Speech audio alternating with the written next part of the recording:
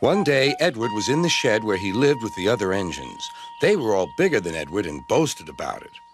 "The driver won't choose you again," said Gordon. "He wants strong engines like us." But the driver and fireman felt sorry for Edward. "Would you like to come out today?" "Oh, yes, please," said Edward. So they lit his fire, made lots of steam, and Edward puffed away.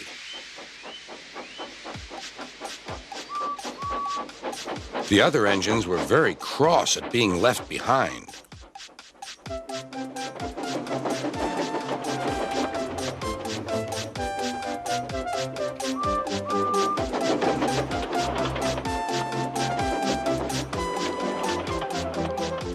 Edward worked hard all day. The coaches thought he was very kind, and the driver was very pleased.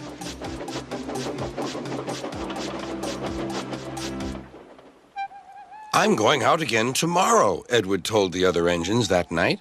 "What do you think of that?"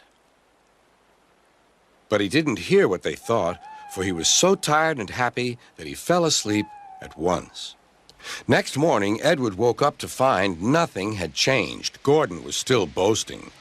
"You watch me, little Edward, as I rush through with the express. That will be a splendid sight for you." "Goodbye, little Edward. Look out for me this afternoon."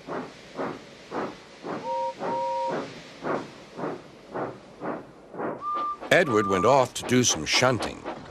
He liked shunting. It was fun playing with freight cars. He would come up quietly and give them a push.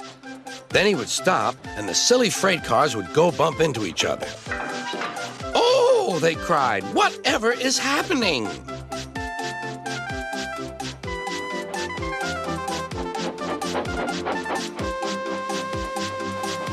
Edward played till there were no more freight cars. Then he stopped to rest. Presently, he heard a whistle. Gordon was cross. Instead of nice shining coaches, he was pulling a dirty freight train. "A freight train, a freight train, a freight train," he grumbled. "The shame of it, the shame of it, oh, the shame of it." Edward laughed and went to find some more freight cars. Then there was trouble. "Gordon can't get up the hill," the porter called to Edward's driver. "Will you take Edward and push him, please?" They found Gordon halfway up and very cross. His driver and fireman were talking to him severely. "You're not trying." "I can't do it," said Gordon. "The noisy freight cars hold an engine back so." Edward's driver came up. "We've come to push." "No use at all," said Gordon. "You wait and see," replied Edward's driver. They brought the train back to the bottom of the hill.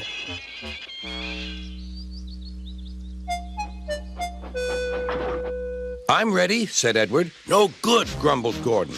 They pulled and pushed as hard as they could.